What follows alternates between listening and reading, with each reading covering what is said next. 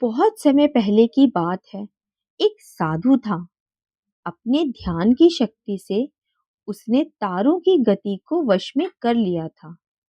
जब कभी नक्षत्रों की मंगलजनक पंक्ति बनती थी, तो वह अपनी शक्ति से आकाश से हीरे और मोतियों की वर्षा करवा देता था। एक बार वह अपने प्रिय शिष्य के साथ घने जंगल से गुजर रहा था। तभी उसका सामना एक डाकू से हुआ। डाकू को विश्वास था कि इसके पास अवश्य धन है। उसने साधु को पकड़कर एक पेड़ से बांध दिया और शिष्य से कहा, यदि तुम अपने गुरु को बचाना चाहते हो तो तुम्हें पैसा देना होगा। शिष्य ने कहा, कृपया मेरे गुरु को छोड़ दो, मेरे पास अभी पैसा नहीं है। मैं शहर जाकर लोगों से मांगकर पैसे लेकर आऊंगा। तब तक के लिए तुम्हें प्रतीक्षा करनी होगी। डाकू ने शिष्य की बात मान ली। शिष्य जो गया तो वापस लौटकर ही नहीं आया। रात हुई। साधु को आकाश में चमकते हुए तारे दिखे। तारों की संरचना का अध्ययन करते हुए वह सोचने लगा, आकाश से हीरों की वर्षा करवाने की शक्ति होते हुए मैं इस डाकू द्वारा बंधा हुआ क्यों खड़ा हूँ। अभी की स्थिति अनुकूल है। अपनी शक्ति लगाकर इसे हीरे देता हूँ और मुक्त हो जाता हूँ। प्रत्यक्ष रूप से उसने डाकू से कहा, पुत्र, मैं अपने ध्यान की शक्ति से आकाश से हीरे बरसा सकता हूँ। यदि तुम अनुमति दो तो मैं अभी ऐसा कर दिखाऊं। साधु की बात से प्रसन्न होते हुए डाकू ने उसे खोल दिया। नदी में स्नान कर साधु ध्यान मग्न हो गया। शीघ्र ही आकाश से हीरों की बारिश हुई। डाकू ने उन्हें इकट्ठा किया और चलता बना। रास्ते में उसे दूसरे दल के डाकुओं ने घेर लिया।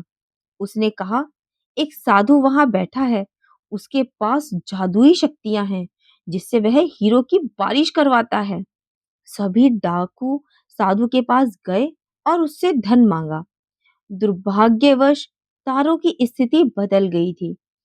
डाकुओं के दल को समझाते हुए साधु ने कहा, श्रीमान, कृपया मेरा विश्वास कीजिए। पहले तारों की स्थिति अनुकूल थी, पर अभी बदल गई है। मैं हीरो की बारिश नहीं करा सकता हूँ। पर डाकुओं ने विश्वास नहीं किया और चिल्लाते हुए कहा, धूर्त व्यक्ति, हमें मूर्ख बनाते हो।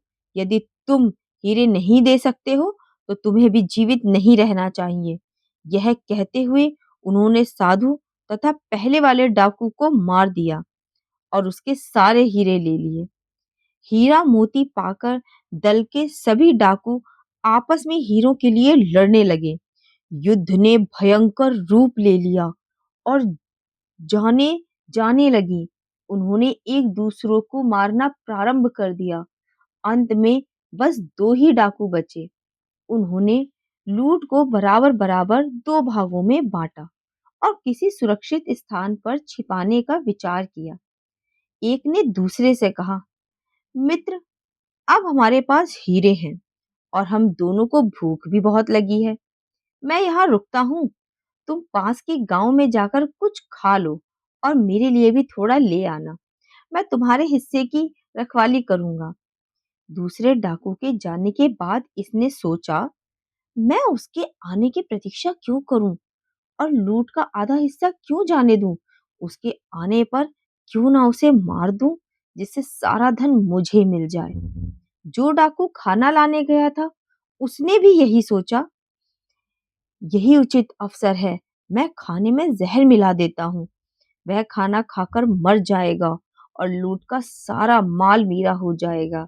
मैं देश का सबसे धनी व्यक्ति बन जाऊंगा।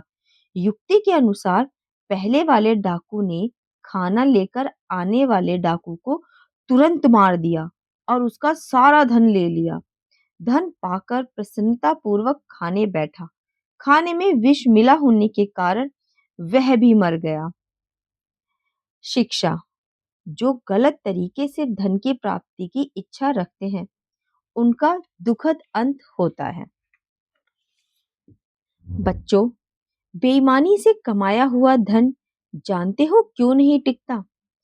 अगर आपके पैसे आपसे कोई छीन ले तो आपको दुख होगा और कहीं ना कहीं आपके मन से उसके लिए उस दुख में कुछ गलत जरूर निकलेगा, जिसकी वजह से बेईमानी से कमाया हुआ पैसा नहीं टिकता। और दूसरी बात, अगर आप मंदिर जाकर बेईमानी से कमाए हुए धन से भगवान को भोग लगाओ तो क्या भगवान उसे स्वीकार करेंगे? कभी नहीं। उसी प्रकार हमारे अंदर भी तो भगवान है। तो अगर हम बेईमानी से कमाए हुए धन से खाना खाएंगे तो क्या भगवान हमारे अंदर जो है, हमारा शरीर उस खाने को स्वीकार करेगा? नहीं। तो बच्चों, आपने जाना, ईमानदारी से कमाया हुआ धन ही फलदायक है। ईमानदारी से कमाया हुआ धन ही टिकता है। तो अगर आपको हमारी कहानी पसंद आई हो तो हमारी कहानी को लाइक करें, चैनल को सब्सक्राइब करें और इसे ज़्यादा से ज़्यादा लोगों के साथ शेयर करें। जल्द ही मिलते हैं एक नई कहानी के साथ। धन्यवाद।